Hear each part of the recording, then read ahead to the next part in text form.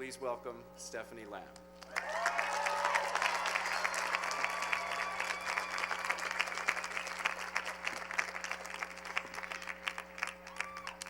The speech is all about bed bugs, so just kidding.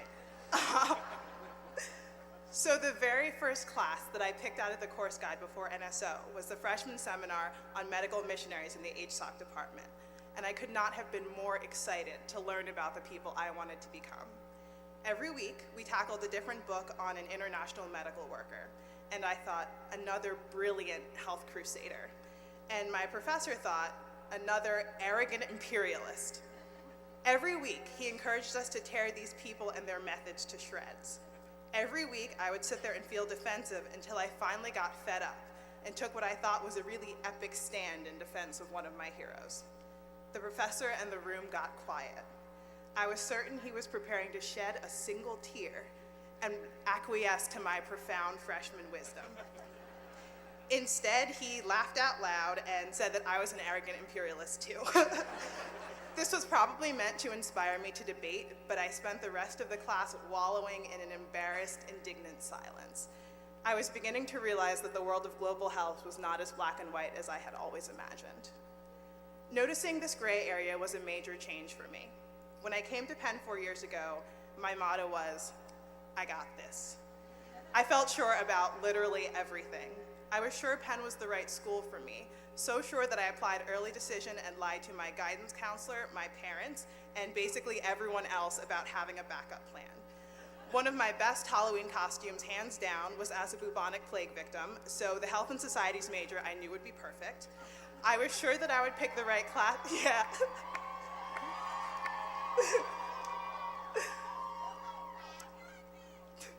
I was sure I would pick the right classes, sure that I would do well, and sure that 4 years in the college would prepare me for a career chasing infectious diseases around the world. I think many of us had plans like these, the plans we shared with our freshman hallmates during that first awkward group dinner. Everyone had ideas, and if anyone wasn't so sure what they were doing, you managed to keep it to yourself. Looking back, it's almost funny how fast we stopped being so sure. I'm talking about those moments where our ideals and our beliefs that seemed impermeable, like my desire to set the curve in my first calculus class, changed from rock steady to Play-Doh pliable. These are the experiences that define my past 4 years in the college. In these 8 semesters, we have learned how much gray area is actually out there. We've learned that no matter how accurately you measure, how sound the research design, how many times you read something, and how certain you are you understand, the answers will never just be handed to you. I can thank my mom for helping me to prepare for that one. When I was a child, she loved to answer my questions with either, look it up, or, well, what do you think, Stephanie? I found it endlessly annoying, but when my TA said the same thing at the crack of 10 a.m. in DRL, I could handle it. Of course, as we learned how to question our sources, doubt began to creep out of recitation and snake its way around the other ideas we had always taken for granted. Maybe you weren't so sure you were really going to stay with that freshman year long-distance boyfriend or girlfriend forever and ever. Maybe mono is as bad as the student health nurses tell you it is, so taking a daily 9 a.m. accelerated Spanish class just to boost your ego is a bad idea. Maybe professors really could tell when I didn't do the readings. Maybe, and just maybe, we didn't quite have it all figured out.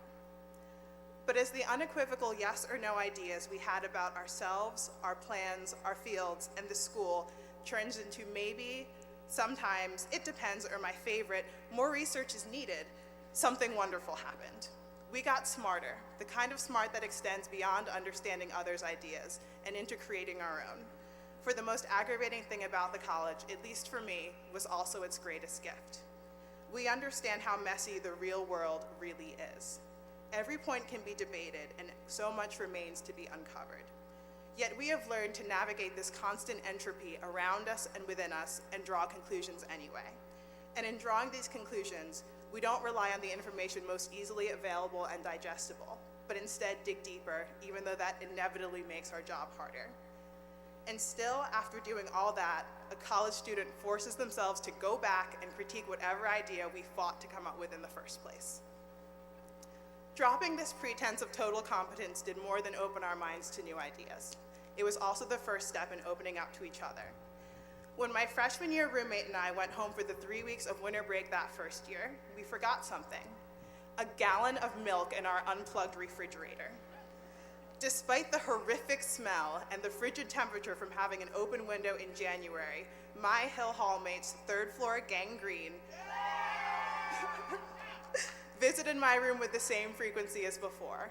I still don't think they realize how much their patience and willingness to inhale pure Febreze meant to me. 2 years later, one of my best friends made the same mistake with Tap House ribs in the middle of August. I was her first responder in that unair-conditioned sublet on Locust. Together, robed in our garbage bags and armed with our bleach spray, we handled it. Clearly, despite our smarts, there have been moments where the phrase, "I got this," has not applied. Luckily, friends have always been around to help me handle the bumps, whether minor or major. At Penn, not knowing is never lonely. As we move on to the next step, whatever that may be, the laws trending the universe towards increasing disorder will likely hold. Things will get messier. Many of us will change our minds, move away, switch fields, and end up with lives that bear little resemblance to our current plans. But for the first time, I'm happy to face the uncertainty of the next 4 years, because I can take comfort in all that will remain the same. I know I have a lifetime of community within Penn and the college, the institution that has taught me to always think harder, even if I don't always want to. I have a family who puts up with my rambling phone calls, no matter how many times I change my mind. And I have a second family of fellow students sitting in front of me, the students who have argued with me, gotten fling-flang-flung with me, watched my laptop in Van Pelt without stealing it when I asked them to, and most importantly, taught me how uncertainty is sometimes the best and the most important place to be. I won't bother with the good luck this year. We got this one. Thank you, guys.